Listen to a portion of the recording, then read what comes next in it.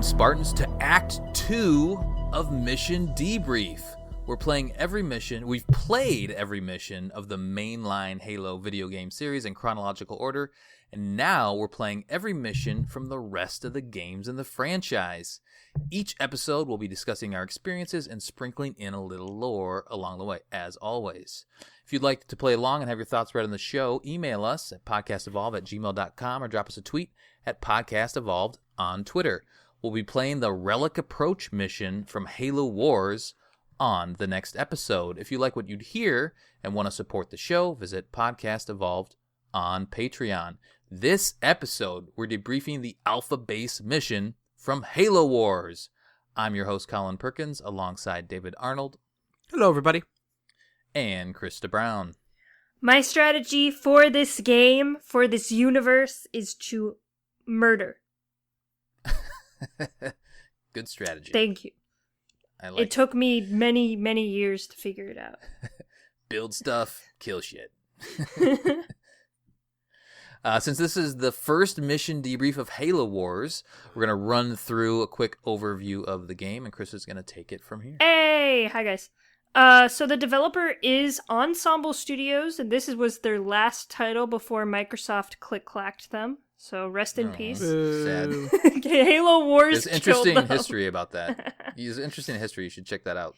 So the original release date was February 27th, 2009 in the UK and March 3rd in the US. Why are you guys getting stuff before us? Oh, I think it was UK based. Oh. Why are you guys getting stuff before us? Excuse me? We deserve it. It's about time. There are 15 missions, some of them being pretty short, but 15 missions in total. Pretty much like a normal Halo game. So, this is my favorite part. Other games released in the same year, i.e. 2009. So, Halo 3 ODST came out September 22nd. So, Wait, what? yeah, I remember. Do you guys remember? I remember. Do remember. Okay. Call of Duty Modern Warfare 2. Minecraft, which I'm guessing is the beta Minecraft. Minecraft proper didn't come out till like 14? I don't know. Batman Arkham Asylum. Oh, yeah. Assassin's Creed 2, the good one. Oh, shit, Krysta, don't you start no shit. Hey. You're ready for it. Left 4 Dead 2. Borderlands, the original Borderlands. Yeah. The original Hot diggity. Bayonetta. If you like ladies, Bayonetta is great. Uncharted 2. Dragon Age Origins. Guitar Hero 5. Now that's the title I haven't heard from in a while. And Street Fighter 4. Very good games. Very good. Yeah. Good year. Yeah. The Metacritic score for Halo Wars is 82, which is a fair score. They kind of went in a different direction for this game, so pretty fair. It's hard because this is like an RTS on console. That's how it was originally released. So not many RTSs, real-time strategy games, had been done on console. So that's kind of what they're fighting against in that rating, I think. It's just not very popular on console. It still isn't as popular as like PC RTSs. Yeah, it's still hard to pull off. Exactly. Yeah. But it works. It works good. We'll get into gameplay later, but This game has always been renowned as the one that did it. The one that kind of made it acceptable and playable to do so. Yep. And there's some interesting stories about like how they went around doing that. Hey. Okay, so platform and difficulty. We're all playing it on the definitive edition on our Xbox Ones. Colin, you're playing on PC? You're playing Xbox. I'm playing on PC. Oh, interesting. And you're playing on Heroic? Ooh, PC sucks. Oh. No, I think that's the other way around, but what do I know? I don't have a PC. I'm playing on Heroic. Are you guys playing Heroic? Are you normally? No, normal. Normaling. I played it on Legendary Normaling. a couple years back and never again, so. Okay. Yeah. Oh, that's rough. Yeah. You need to pepper in some stories about Legendary as we go. Oh on, god, it's all repressed. It's all been repressed. I don't think I can. I'll dig it out. A couple of these I might be able to think of something, but most of it's just repressed memories. So the timeline covered the Halo universe timeline covered is February 4th, 2531 to February 25th, 2531.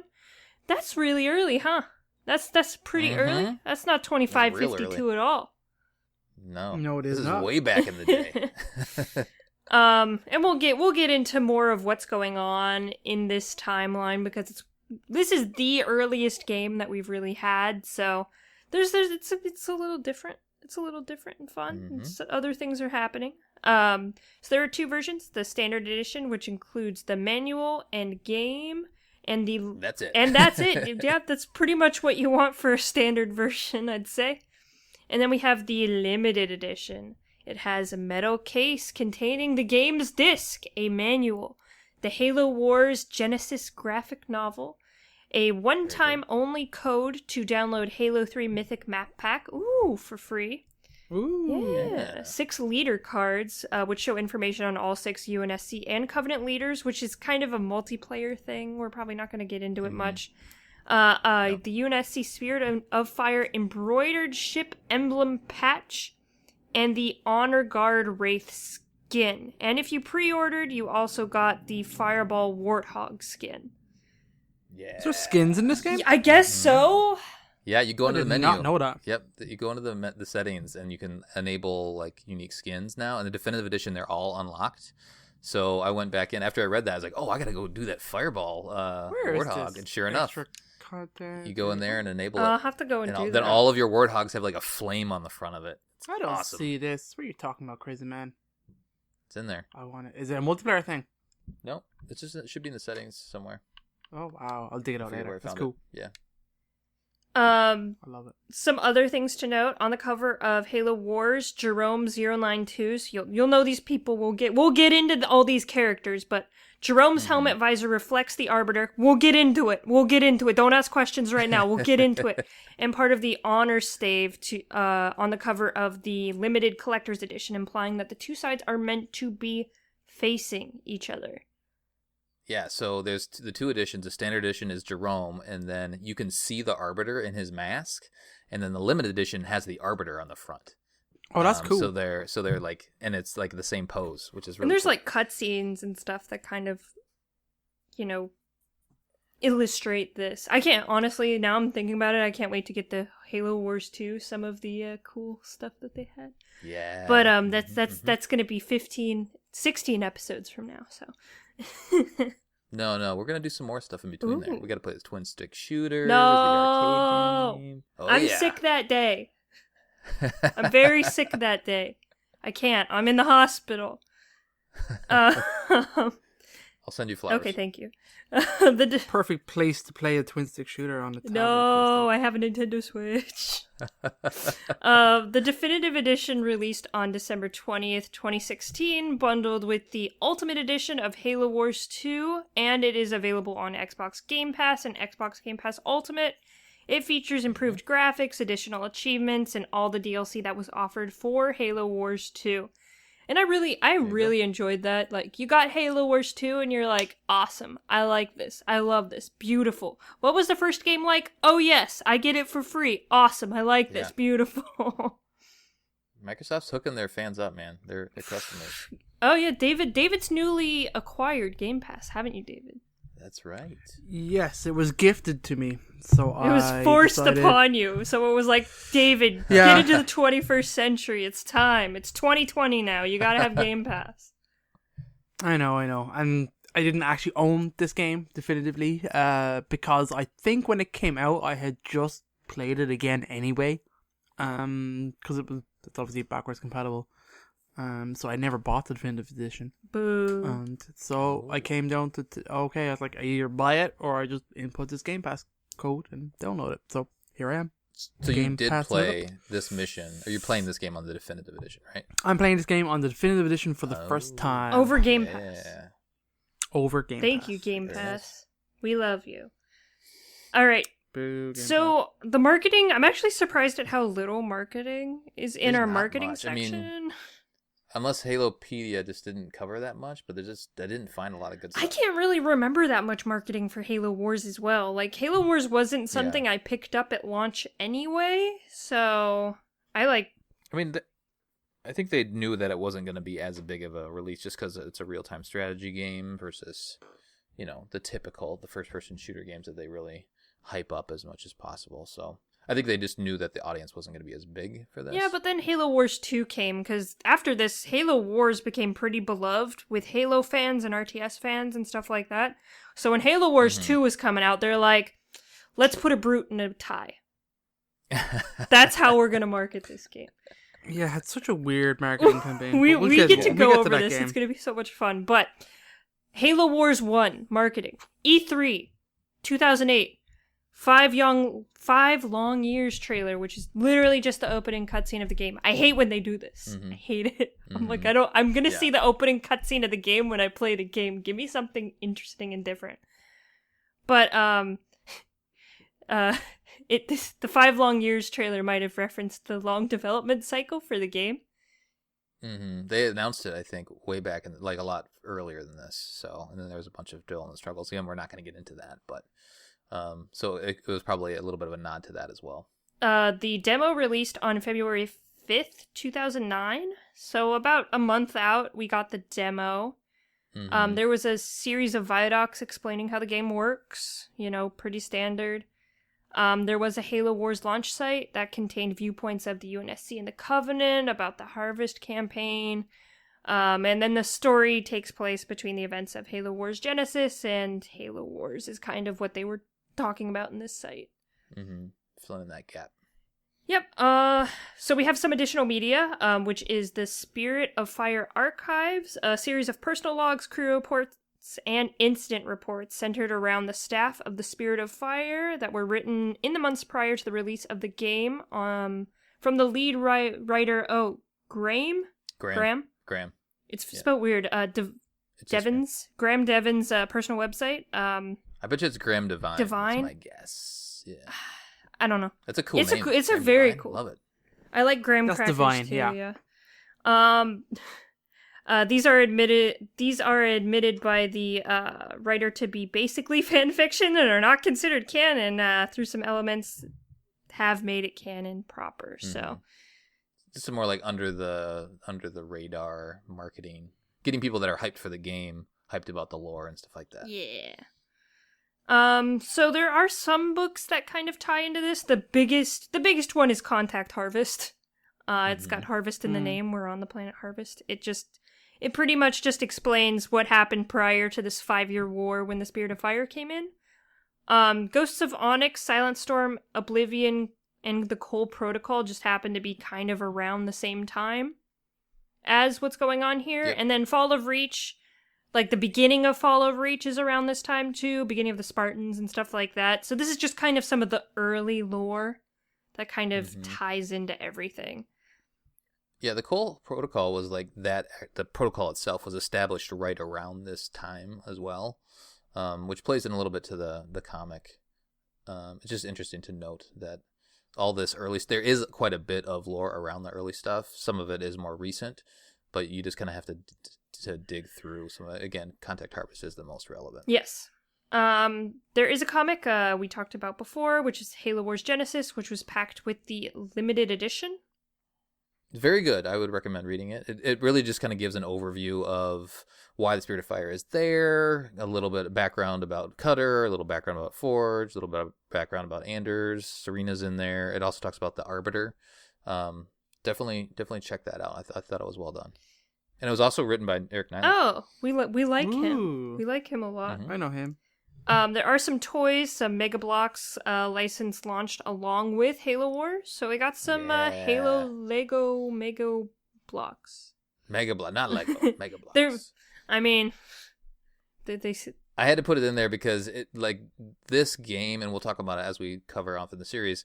Like it just fleshes out the Halo universe so much, like new vehicles and for both sides of the equation, which then enables you to, from a toy manufacturing standpoint, like put a bunch of more stuff out there, which we just didn't really have before. We only had some of the basic stuff, Warthog, Scorpion, Wraith, but they really add quite a bit more because it's an RTS, and that's part of the way the game. You have to have all these different levels of vehicles and kind of the rock paper scissors that go on in real-time strategy games. So it makes sense that they were able to flesh out so much more of the vehicular combat that they really didn't have in the games before.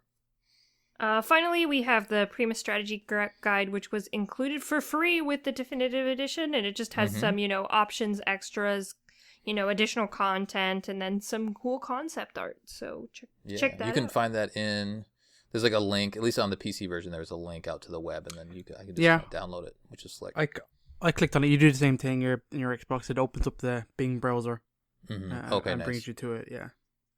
I think it's weird to read a strategy guide on the web because they do it in such a basic way. I would definitely rather have the physical book.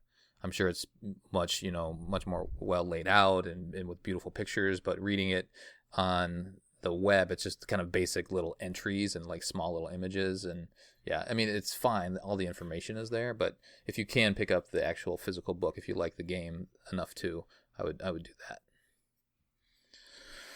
Cool. Thanks, Krysta, for the quick overview. Now we're going to dive in. So, as I always do, I kind of give you a little bit of a, where we were, where we are. This is the first mission in Halo. Yeah. You cannot play.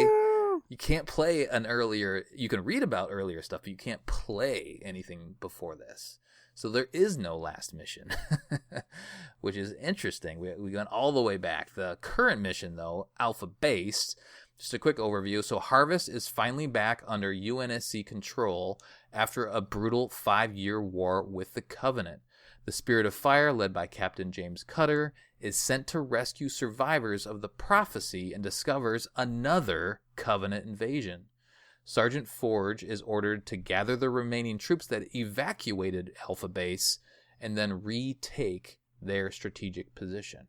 The date of the game is February 4th, 2531.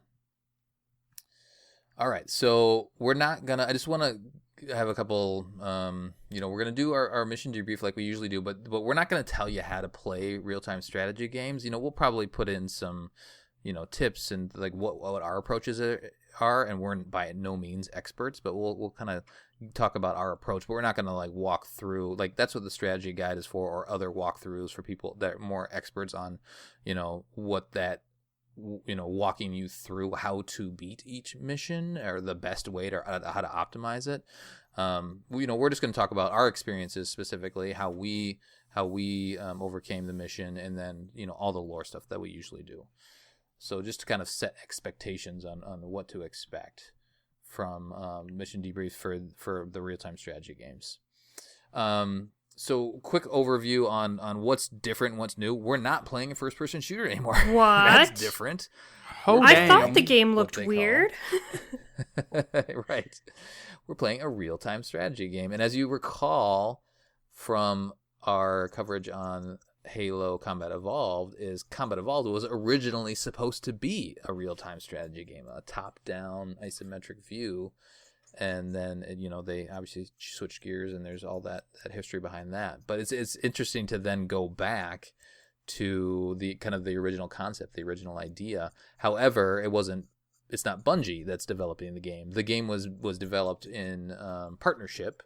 Ensemble created in partnership with Bungie, and there's again some interesting relationship stuff and how that played out, but it wasn't Bungie the one that was actually doing the coding of it. It was this other studio, and this studio is experts in real-time strategy. They created the Age of Empires campaign, or the Age of Empires franchise, and then also Age of Mythology, and so but again, there's all that history about like Halo War. They were acquired by Microsoft, and then Halo Wars was kind of their last hurrah. When you think of other good real-time strategy games, you think of like StarCraft, Command and Conquer. I'm sure there's lots of others that I'm not thinking of off the top of my head, but real-time strategy is just it's its own genre. But I'm glad to be playing it. I'm glad that they took a stab at it with the Halo universe. So you're building bases along the way. This mission you're not. We'll talk about that in the next mission. But you're building bases and trying to amass your army to complete the objective from each mission, and there's lots of different ways to accomplish that. There's lots of side objectives that you can either achieve or just choose to skip, and that reaches towards a goal, an overall score for each mission. Well, actually, we're gonna talk about our score at the very end after we do our overview of the mission. So that'll be fun to kind of compare. I'm sure since Krysta did the legendary run through, she'll probably win most of the time, but it'll be interesting to at least see what our high scores are on each mission. I think it's interesting to talk about. So there's a gold rating, a silver rating, a bronze, and then a tin. If you barely made it, you still get a tin rating, which is good. Halo Wars has a Halo timeline, if you recall, so you can actually go in. It's a setting in the menu. It's a super cool little extra to put into something like Halo. Yeah, and so this came out in 2009, so it's all like all the lore that they crammed into it that had been released at the time.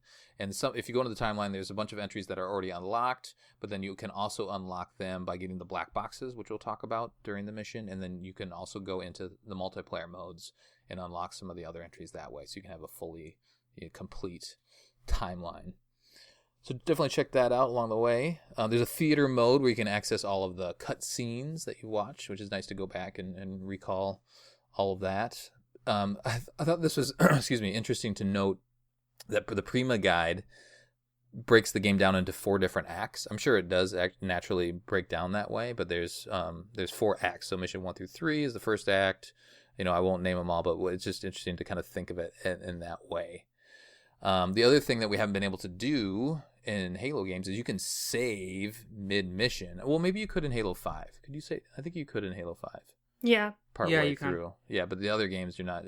I guess up until this point you weren't able to save just like wherever you wanted. You had to wait for a checkpoint in order to then continue, which is nice, and that's a real-time strategy mechanic. And a lot of times people will, I think it's called save scumming, where you'll reach this point in the game where you're like, okay, I can either do this or I can do this. I'm going to save it here, and then I'm going to go off and kind of try my strategy. If my strategy doesn't work, then I can at least go back to this save point where I feel good about my situation, and then maybe try something different.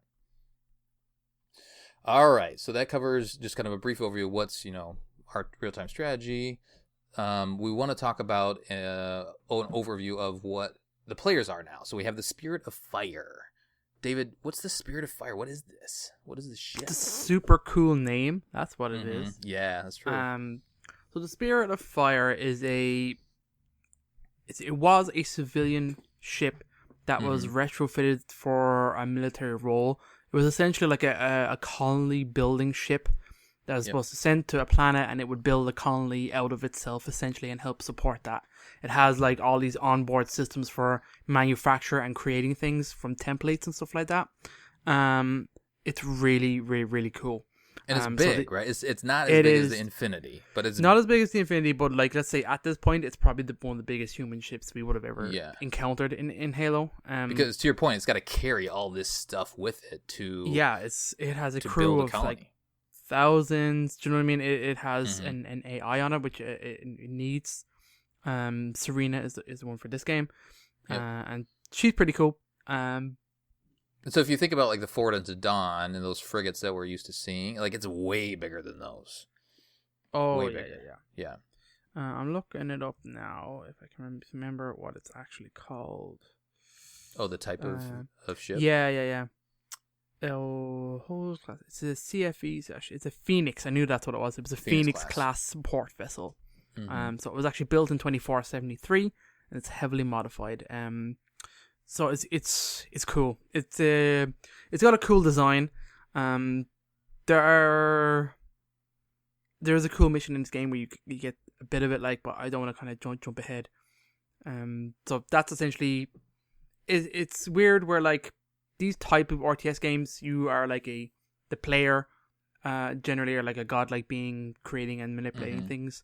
I like the way that this game has an in-canon reason to what's happening in that way, that you are, let's say, role-playing as James Cutter in Spirit of Fire in space, looking down at this planet, directing construction and fights and stuff like that. Like that, that's kind of, it's a cool concept.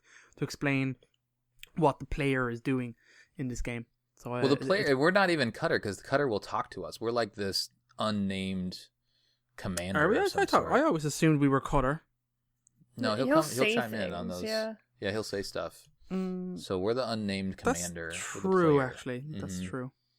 But yeah, that is interesting. I think that they provided a lot of background, and we mentioned it before about why it's there. It was sent to harvest. It was kind of like the tail end of the ships. Like there's all this war that's happened, and then the UNSC is holding harvest. It was an important planet to begin with, and they wanted to recapture it, but the Covenant just keep on coming, and we'll explain that as we go. But the Covenant just keep coming back, and so they have to continue to repel the Covenant. And if you read the comic book Halo Wars Genesis, it talks about why the Spirit of Fire was sent, why not more military, standard military vessels were sent.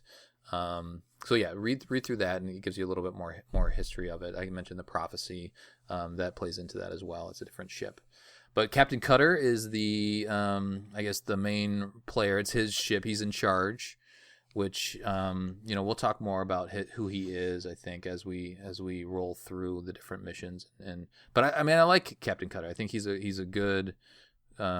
He's, I guess, one of the main protagonists. I guess you could call him that. Yeah. He's a good replacement for Captain Keyes. He's another similar. He seems to be cut from the same cloth as Keyes in terms of the commander, and his character does get actually well built in this game, kind of well defined, and even more so in the second game when he becomes more of a character. So he's got some great speeches and stuff like that. You will, if you don't get the impression already, but you will love Cutter by the end of the game. Yeah, he's solid. He's not, I wouldn't call him completely old school, but he has some hard moments. He shows empathy. He's kind of like a dad, He's a good character. Dad Cutter. The AI is Serena, which will interface with her quite a bit. She's got a bit of an edge to her. She's sassy. She's sassy, and she's also different. Not Cortana. Not She's not Cortana. So she won't go crazy. But her I don't know. She's a little harsher than Cortana. But I think by the end you'll kind of appreciate who she is in the story. Professor Anders, she's an interesting character. Not only is she the scientist, but she was also taken by Oni. Again, this is in the comic book. She was just like taken. She's like, come here. You're gonna work for us now. And she was kind of plopped into this project, and I think they must have known that she was going to be interested in what's going on here. But she was a protege of Halsey. Yeah, and there's like Halsey talks about her in her there. journal and stuff like that. Yeah, it's cool. Yeah. And she has very similar mannerisms to Halsey too. Like, I just want to research. I want to do stuff. They very much build it up the fact that it's like the case of two people who are very similar, not getting on with each other. That she is very similar to Halsey in that way. Yep. Definitely. And then we have Sergeant Forge, who is I think he was actually modeled after, I don't know if this is assumed or if it was actually, I guess quoted by Ensemble, but modeled after Bruce Willis. Oh, yeah. Like a diehard Bruce Willis. Really? Ooh, that's cool. Yeah, I think not only in look, but also just his attitude and his swagger throughout. But he's our main, boots on the ground guy, as we'll see here in this opening mission. And I think you'll appreciate Forge by the end of this as well. So we're gonna skip the tutorials. You can do the tutorials if you want. Go through those. There's some basic and advanced tutorials that you can do, just kind of helping you move it around. It's like, wait a minute, I don't have a gun in my hand. What's going on? Like learn how to play the game first, or you could just jump in.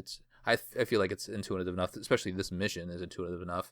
And there's a walkthrough, there's on-screen prompts that will help you along the way as well. Yeah, this helps pop up and stuff. Yeah. I just want to mention in the tutorial, in the basic tutorial, almost right away, there's a crash pelican. So good. Yeah. They know. Yeah. They know what Halo's all about. Yep, absolutely. Okay. So before just a little bit more preamble here, before we dive into the actual mission, I do want to, because it's an RTS and this is the style of game, is you're kind of going for a high score, and when you're playing the campaigns of these missions, so I at least want to kind of cover off on what they are for each mission. So for this mission, Alpha Base, the scoring system, there's the 4 levels that I talked about. So in order to get gold, you need to get at least 27,000 points. Silver is 18,000 to just under 27. And then bronze is 12,000 to then just under 18,000. And then there's a tin for just, hey, Loser. Way to go, you did it. And that's 0. award. So it must be if you don't beat it, you still get a tin. To just under 12,000 points. The par time is between 5 and 12 minutes for this specific mission. And again, that plays into your overall score. The theoretical best score is 36,000 points. And that's a combination of the objective score, so the number of objectives that you complete throughout the mission. There's a combat bonus, and that's the multiplier based on the ratio of enemy units killed and friendly units lost, which is interesting. There's a time bonus, which is based on how quickly you complete it, and then there's a skull bonus. And the skulls you can find in these missions, you complete the objective, and then the skull pops up, so you can go track that down after you complete that objective, and then you can start to apply those to the different missions as you replay them to get higher scores. All right, in this mission, it's basic, so I'm going to go through the units for each side of the equation. So for the UNSC, we have Forge. We have warthogs, we have marines, and then at the very, very end, we have short swords, which is cool to see. For the Covenant, we have just elites, grunts, jackals, everybody that we're used to seeing. We have shade turrets, which you've seen in the previous games. This is the different variant than the Halo 3 one. All those turrets, all the Covenant turrets are called shade turrets. They just look a little different. This is like the one that I think we saw in Halo CE. And then there are a couple wraiths here in this mission as well. Yay! All right, here we go. Let's dive in. David, you want to take the opening cut for us? The opening cut scene. It's very nice. It's really, really cool. Blur. I'm really good at kind of setting it up. Blur, Early yeah, it is blur. blur. Mhm. Blur, baby. So it pretty much opens with Spirit of Fire arriving on the scene. Captain Cutter is narrating. He's giving a report. He's given the date for it. It says 5 years, 5 long years of hell. And he just talks about, pretty much just sets the preamble of Covenant took Harvest after Contact Harvest. We fought for 5 years to take it back. And now we kind of have let's say, we've dominated. Essentially, we've taken it back under massive losses. There's a great cutscene of just Marines fighting Warhogs coming in, Pelicans dropping off for troops and stuff like that, and then just essentially killing elites and having a wonderful moment of celebrations. Because victory. First it was great, Who did it? and then setback after setback, and it just shows elites cutting down dudes, strafing bombs coming in from phantoms, and the crazy ass plasma beams from space. Mm-hmm. It's pretty cool. And they still glassed portions of Harvest. Yeah, they really did. It's so cool. I can't remember what that cruiser's called, but it looks awesome. Mm-hmm. It pretty much then cuts down to Cutter just going, of course, that's all Harvest. It's hell down there. And then it just kind of, but now it's kind of just setting up. It's okay, it's now again the Halo Wars title screen pops up. And then it cuts to again to the Spirit of Fire coming into the system. You could see in space there's wreckage everywhere. Yeah. You see Pelicans kind of dropping down. But not only that, it sets up then it's 35 years before the Halo event, isn't it? 20. 25, sorry. 20 years before the Halo event, just to set it for the player. Mm-hmm. You see these human ships coming in. You wouldn't have recognized them before. They're very different. But they're one huge ship dropping off another ship. And let's just give you a sense of scale of how big Spirit of Fire is. It's dropping these massive ships off it as these Pelicans come out as well. Then you get introduced to Cutter. He is and Serena. They're on this observation deck looking down at the planet, and it's cool. He's just bringing all the weapons on up. She's expecting trouble. He's Harvest may be ours again, but don't think the Covenant appreciate that yet, which is kind of cool. It's unclear. It seems that humanity may have won the space war, but very much the Covenant are pretty heavily influenced on the ground. Mm-hmm. You then get introduced very quick into Forge, who's on a screen. He's in a Warhog down on the ground doing a scouting. And then you have introduced to, what's the scientist? I'm totally blanking on her name. Anders. and there's who is the scientist. So there you have not Halsey, not Johnson, not Cortana, and not Captain Keyes. Perfect. All in a new Halo game. Yeah. So all these characters pretty much fulfill the kind of same roles. Essentially, they're trying to understand what the Covenant is still doing here. So they're digging. They want to know why they're digging. That doesn't make sense. Then he kind of mentions the whole point that they're digging up ahead. We have a base there called Alpha Base, but it's been taken. He's like, okay, our first objective is to take that base back, and then we'll go see what the Covenant are doing in that region. And it's pretty much just setting up the first mission. Very nice. So Anders wants to come down, and then Forge is pretty much, lady, there's no way you're coming down here. It's not safe. She kind of rolls her eyes and walks out of the room. That's pretty much it. And then Cutter pretty much just gives the thing to go. He just says it might be the key to this whole war. It's worth the risk of investing the resources in this area. And then we cut to kind of a ground. No, that's it actually. Yeah, then it kind of rolls into the gameplay, and you can see what's going on in Alpha Base, and there's a big battle going on. The Covenant are in the middle of Alpha Base, which we'll get there towards the end of the mission. But there's a ton of Covenant there, and they've overtaken. Yeah, so the UNSC has fallen back. They've fallen out of the base, but now it's Forge is like, okay, we're gonna go and take it back. We're gonna find the survivors. Let's go. Which is kind of interesting because this mission you don't build it all, so you're really just going around getting the stragglers that you have left, and then going back into the base that they just evacuated.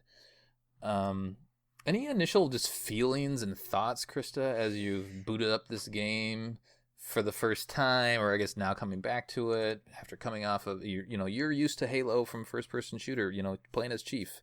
What's going on in your brain right now as you're finally getting into this real-time strategy thing? Halo Wars is always a lot of fun. It's very much more sandboxy than we're really used to, because Halo's it's pretty linear, like the first-person shooter. So in this, you can kind of explore or look around, or there's side objectives and stuff like that. This first mission, I knew coming into it that it was pretty basic, but I started pushing all the buttons on my controller to make sure I knew what I was doing. How does it feel? So I'm playing on PC. How does it feel with the controller? Do you think they did a good job with the controls, making it fairly intuitive? Oh yeah, like all of your unit selectors are those like the bumpers and the triggers. So all of those are there, and then everything else is just kind of like yes, no, like A, B, and you're just moving around the screen and stuff like that. I think the controls are very intuitive. I think you can do a lot with them, and I think it's... As someone who doesn't ever do the tutorial anymore, I was able to pop in and pretty much know what I was doing. Nice. Very cool. How about you, David? Real-time strategy stuff. Does it feel good to be in Halo? It does, yeah. And I would have played a lot of real-time strategy over the years. Definitely on PC mostly when I was younger. So I was always ready for a Halo version of this. So when it eventually came out, it was pretty cool, and I actually really did it. It doesn't take long to get used to the controls. They're very simplified. It's a very simplified RTS, and they all did that on purpose. And you can see the way it's designed, even the way your base is designed in terms of from management. It's all very handy, very done from radial menus on the controller. So no, I think it's done pretty well. I think they do a good job of not... I mean, this first mission is a straight tutorial mission. And that's... So you could go in and do the tutorial, as I mentioned, or you could play the first mission and it tells you enough to get going along the way, both this and the next mission. There's lots of on-screen prompts, and it flat out says, okay, you got to do this, you got to do this. So they do a good job of building that in, and then also giving you side objectives, so it gives you a reason to replay it and go after achievements and things like that as well. But you really just start out as Forge, and you're in Warthog, and you're just flying around the bends here, and you pick up 4 different. They call them find and rescue the pinned Marines. So there's 4 different sets of Marines that are pinned down by the Covenant, and you're just kind of winding yourself back around into Alpha Base. The first set is pretty much right in front of you. You kind of fly over this, I don't know, I would just call it a jump, I guess. You fly over a jump and then into this next bend where your Marine buddies have a couple of Warthogs, and then they're fighting off some elites. So take those out. Use your RAM. Do you guys use that RAM power very much for Forge? Yeah. I try to. It's cool. Most of the time, You it's just when kinda I have all units selected and I just hit the Y button. I know. And unleash And it's like, destruction. throw grenades and also RAM. Like do everything. Yeah, that's right? that's how I use those special powers, just all at once. Yeah. I mentioned Same. before, we're not experts in real-time strategy. Sounds like David has some experience. I have some experience, but I've never gotten that great at it. I just, I think we all probably have a pretty similar strategy. So I as I play through this, I'm going to try to do a better job of playing the game at a more advanced, I guess, strategic or tactical level. We'll see if that holds up or not. But I'm going to attempt so I can at least kind of bring some added insight into the game. But for this one, you really just select an all units, which is, by the way, one of the most iconic All units sayings. Yeah, sayings in Halo. Local units, all units. I know I want them all. I want all of my units, and I want them. And all I want to go to one one place. I'm gonna make sure my Exactly. base has no turrets as well. Leave it completely defenseless. Yep, pretty much. So go pick up your buddies. Once you clear out all of the Covenant there, then they'll join you. And Forge give them a little hoorah, let's go. We're going to go take back Alpha Base. So they're like, okay, let's do it. Go around a couple more bends. You find some grunts and a shade turret to deal with. Meanwhile, that objective pops up. It says, kill 100 grunts. And you need to kill 100 grunts in order for the skull to show up, and the skull will show up kind of towards the end here, but you can't actually kill 100 grunts. Were you guys able to kill 100 grunts on normal? Because I played through on normal once and I wasn't able to. I wasn't I trying. think I got to like 90 something, and that's I don't know if there's ones I just didn't get on the map. And that's what I wasn't sure not sure. either. I think it's hard. It's not only harder on higher difficulties, but there must be more enemies as well.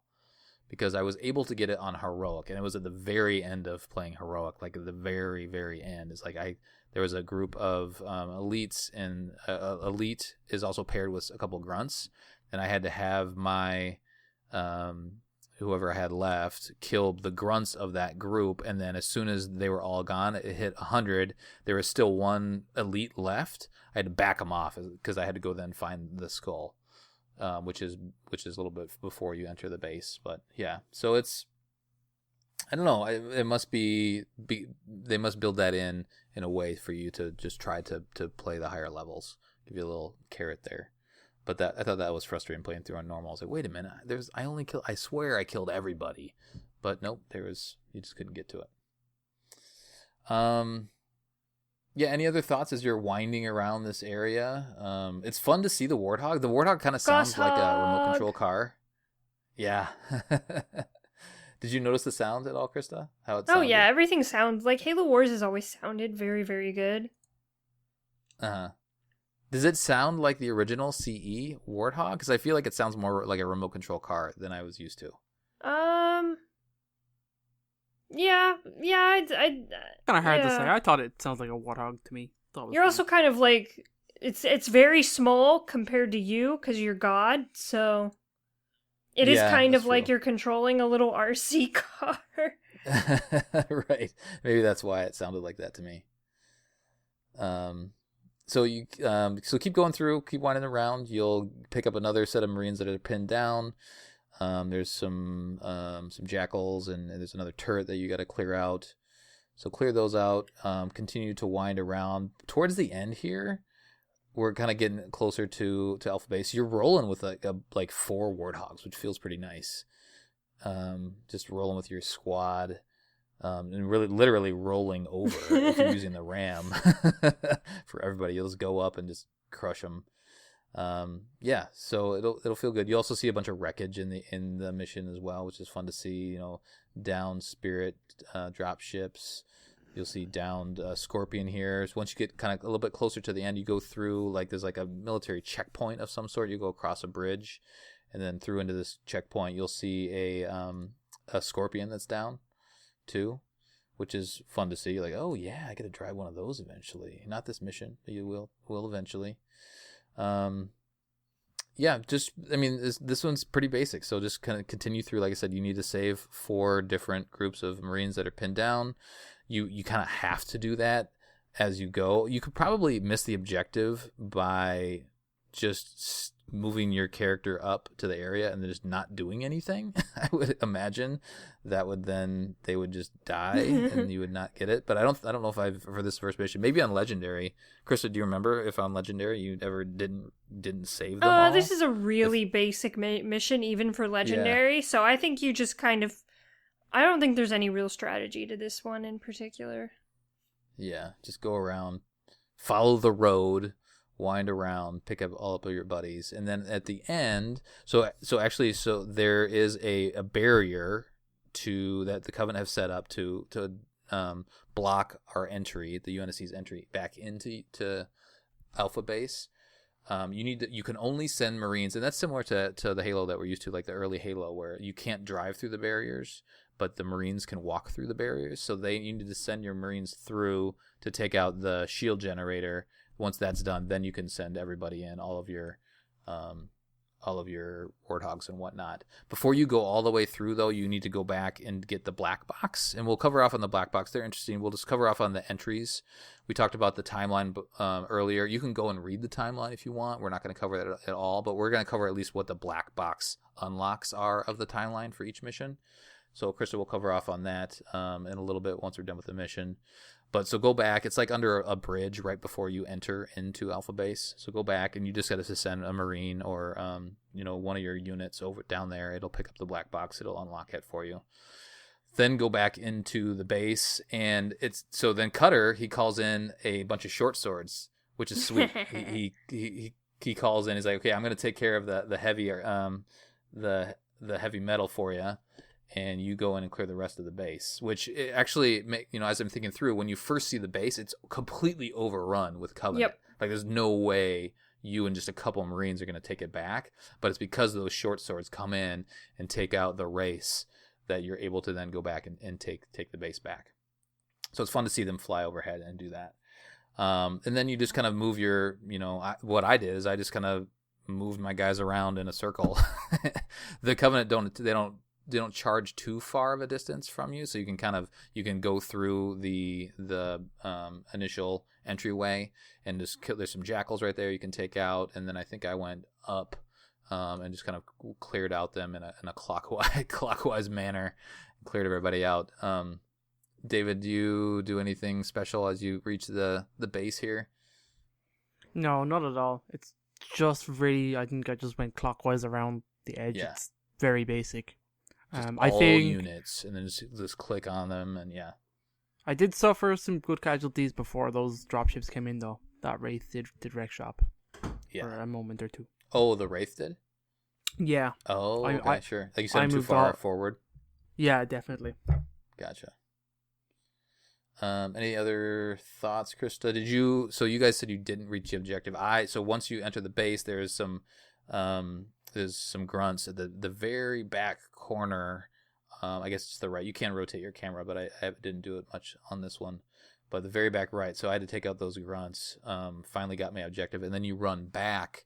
The skull is outside of the base, back to the left, kind of as far left as you can go. Then the little skull will pop up, and it's a little icon. It's a little skull that's just like spinning around. So you go and just send one unit to go get them.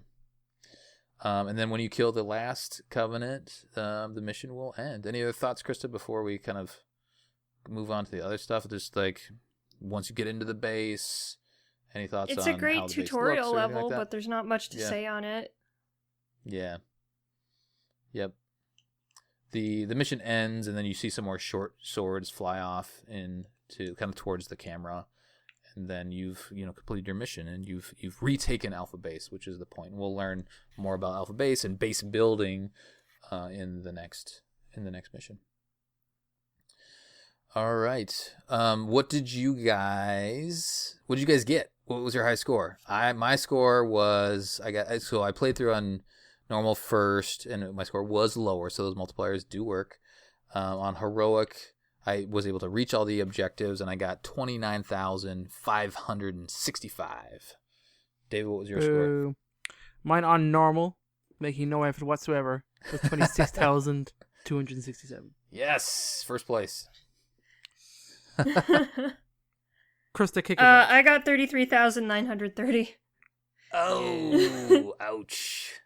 Nice. And that takes into consideration your legendary, right? I think so, yeah. I'm scared to try this on heroic and then also with skulls on. I feel like that's going to be a little difficult. Oh, by the way, I didn't name what skull we got. So we got the Look Daddy skull. And the effect is when grunts die, their methane tanks always shoot off. Oh, that's so it's fun. more just like a visual, more of a visual one. Doesn't make it any harder, but I think I'll probably turn that on. And then in the next mission, I'll just give you a little preview. You get the grunt birthday party Yay! skull. So those two fun skulls you get to unlock right away.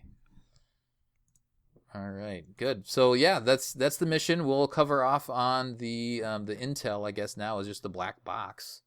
Krysta, what do you have on that? Or actually, is there other trivia? Let's do trivia first, because we normally do trivia. Any fun stuff, David? There's a lot of stuff because this is the first one, so it's like just general stuff about the game. Okay. It's the first ever Halo game to get a T for teen rating. All the rest of them were to be downgraded for M for mature. So this was the first one to do that, which nobody really took notice. I don't think. Prior to developing Halo Wars, they were Ensemble Studios were experimenting with console control schemes using a modified Age of Mythology engine for a completely different project. So this was essential at the time as real-time strategy games were unable to provide control schemes, like we said.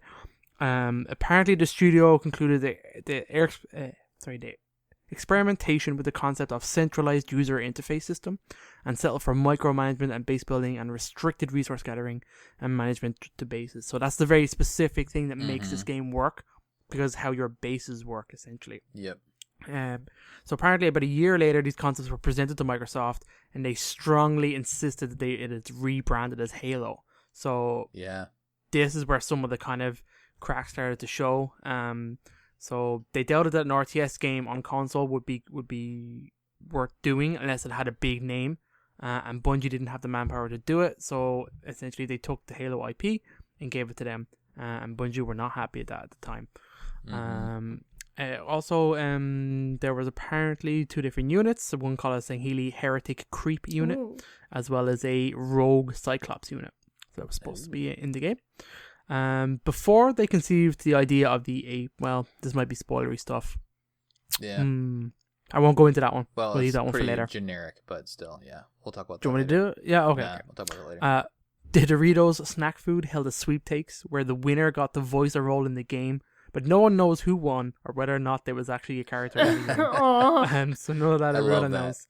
So I went looking that up to try and find it. It's just like from a Xbox magazine where it was like paper based. Like there's nothing online for what it was or what happened. So I thought it was kind of interesting.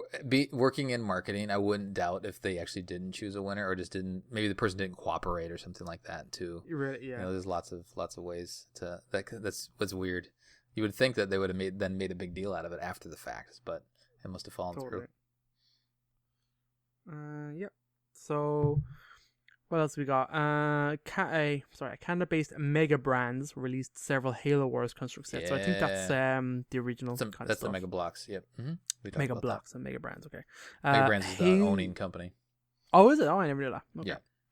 Halogen, a conversion mod for the real-time strategy game Command and Conquer Generals, was halted when Microsoft when Halo Wars began development. So I never knew that existed, but that's kind of cool. Oh, interesting. Yeah.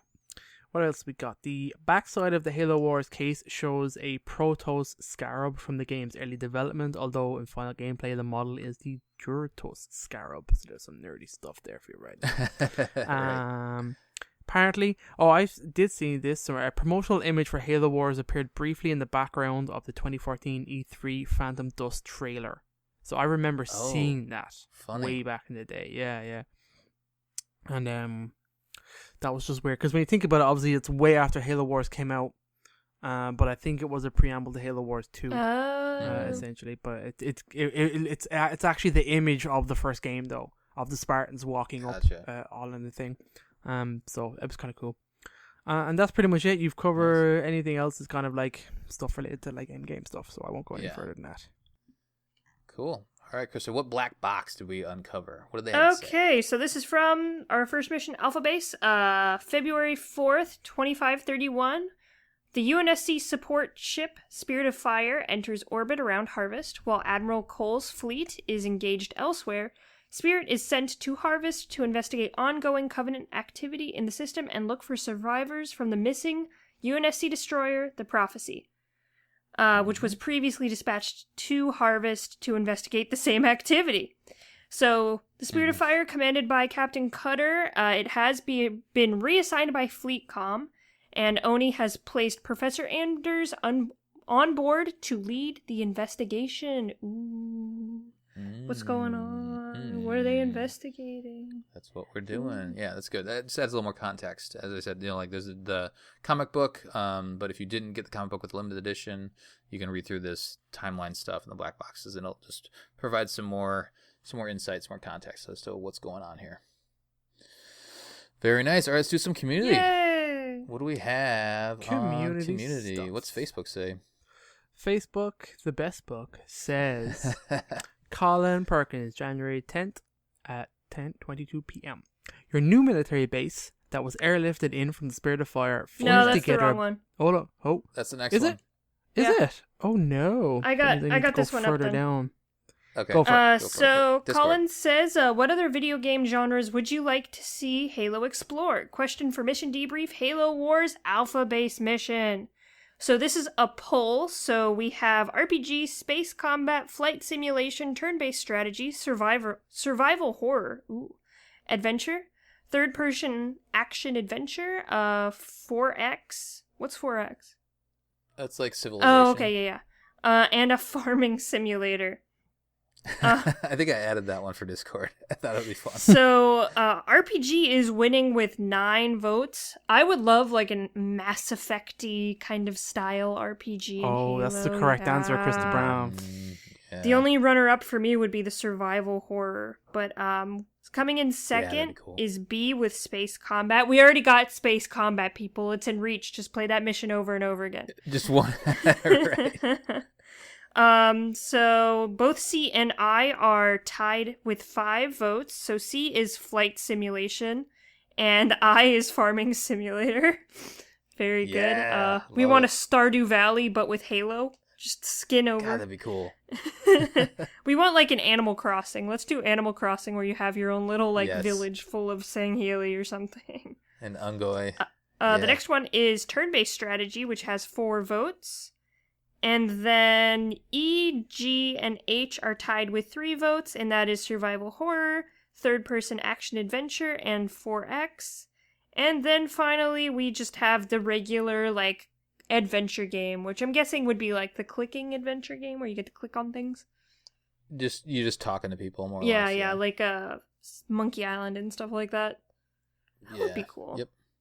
I would love a flood survival horror though. That would be great. Yeah, that'd be so like good. a dead. That's why I I put mean, it on there. So ripe for that. if you really want like a Halo-like survival horror, you can just go play Dead Space, but it would be cool to have like an actual Halo-branded Dead Space-ish game. That'd be Yeah. awesome. So we can read some comments for people. They're mostly about the farming simulator.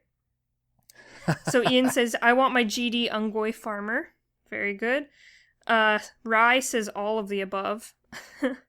Elson says, I have thought for a long time that an interesting game would be similar to Star Wars The Old Republic, where a player can be an elite, brute, or jackal during the events of the Great Schism and following it. So that would be really interesting. So you could be like, Swords of Sanghelios, Covenant are banished, all other factions. We could explore some potential fun mess with those times, because the Schism was quite a mess. Rye says a Halo MMO would be interesting. Yeah? That'd Oh, be... no, thank Yeah, you. the Intense. problem I have with MMOs is like when people try to like put a game that isn't an MMO into an MMO, it feels just like a very generic MMO. Mhm. Let's get Halo 76. Yeah, right. It could work, but Yeah. I doubt it. We'll see it. And that's Cool. about it. That's all I got for Discord. All right, David, you find the right one? I do. Apologies. I got it. So the poll for Facebook is a little bit different. We have RPG at the very top with 31 votes. Whoa. Everybody wants that RPG, baby. Yeah. Again, essentially, it would work so well. Everyone knows it. It's the Mass Effect formula would be amazing for Halo. I think also the Fallout one would also work really well. You could do something similar to like Outer Worlds with Halo. Oh, Fallout. I think. Mm-hmm. Yeah, that kind of You can do some insurrection I say stuff Fallout, with yeah. that. Yeah, for sure. Space Combat came second with 16 votes, so everybody loves some space combats. Survival Horror come third with considerably less, with 3. Then we have Turn-Based Strategy, Flight Simulation, Third-Person Action Adventure, Telltale Style Walking Sim, and the very last one is more like Fireteam Raven. One person wants some Fireteam Raven. Nice. So yeah, pretty much I mirror what criticism. Space combat would be cool. Survival horror could work really well with the Flood as the enemy, and the Dead Space idea is fantastic. I mean, come on. Between that and maybe a BioShock style thing. Ooh, yeah. It'd be really could cool. you imagine like that one of the books has like this abandoned Forerunner city? Could you imagine like a flood infested Forerunner city that you're kind of like trying to survive in? Ooh, that'd be super yeah. cool. Yeah. Mm-hmm. Oh, I mean, I was gonna say, I personally like turn-based strategy. That's like one of my favorite genres because it gives me a chance to think. And I don't know, I'm a little slow on this stuff sometimes. I just need to I like being able to. I'm a big Civilization fan too, so in that you get a chance to like really plot out what you're gonna do in the next move. Although I don't think real turn-based strategy fits well with what Halo is. Yeah. Like real-time strategy makes way more sense for Halo. And we're recording before the Gears of War turn-based strategy is released, but that game makes more sense for Gears of War, whereas real-time, Halo and real-time strategy makes perfect sense. So that's just like a pipe dream of mine, is some sort of a turn-based game for Halo. Can we get like Halo The Sims, where you can like one of your professions can be crazy doctor, and you just go around to other Sims' houses and steal their children? And then you have to like making AIs. Yeah, you have to like grow. You have to like make them lab. Spartans and go through the process and stuff like that. Marry some like UNSC guy. Marry a brute and see what happens. You know. Oh, that'd be fun. Sims Halo. Any comments, David, on the Facebook? There's a few. Kind of just calling out on Patrick says he wants to go for all of them. Ian says Space Combat absolutely is the correct answer. John says Halo version of Star Wars Battlefront. Ooh. I don't like those type of games, but it could definitely work. Patrick Bernson says officials combat RTS like the Sins of the Prophet mod, or at least controlling a capital ship, but pretty cool.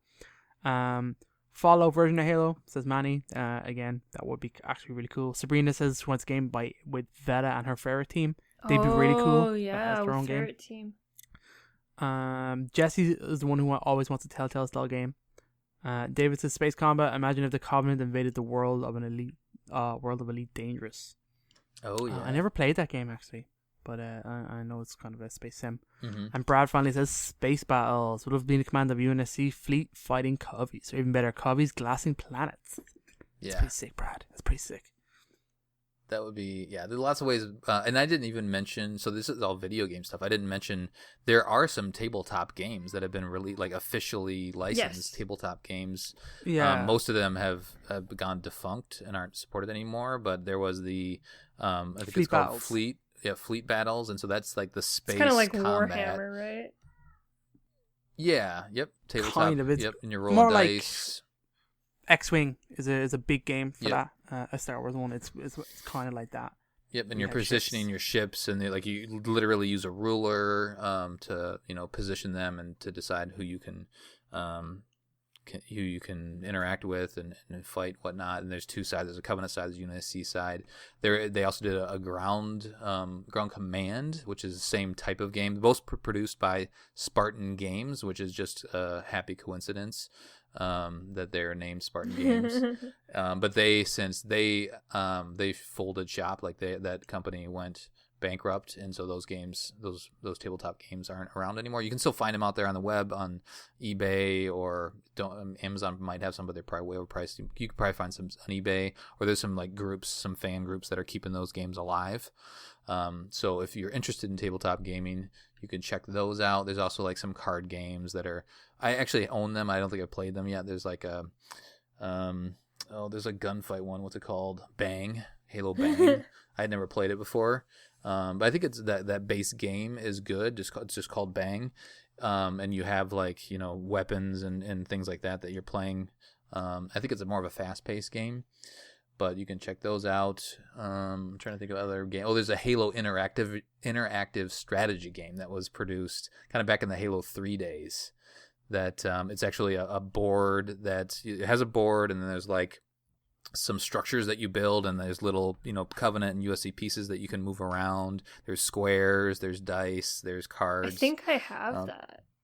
I might have that. Yeah, it's at my dad's house, like halfway across the country, but I think that's the game I have that's been in a closet for years. Yeah. And there is a CD, there's a disc. It'll still work on, you know, on your Xbox. You can put it in, and when you reach certain points, you like go and consult the disc, and there's like some little video of somebody talking to you and giving you some orders and things like that. It's interesting. I still haven't played it. I'm waiting for my boys to get a little older before I break that out. But, and also you can so take games like Dungeons and Dragons and stuff and implement your own characters and genres and stuff like that with those base rules. And I'm sure you can probably find like fan-made like monster manuals and guides and stuff like that you can build off of. Definitely. Yep. Yeah, not a whole lot of licensed stuff that outside of the video games. There's some, but yeah, to your point, I'm sure, you know, this community is great, so I'm sure people have come up with all sorts of fun stuff. Okay, I think that will do it for our debriefing of the Alpha Base mission from Halo Wars. On the next episode, we'll be covering Relic Approach. Send us your thoughts at podcastevolved@gmail.com or drop us a tweet at podcastevolved on Twitter. You can also support the show by visiting Podcast Evolved on Patreon. Until next time, evolve. Evolve.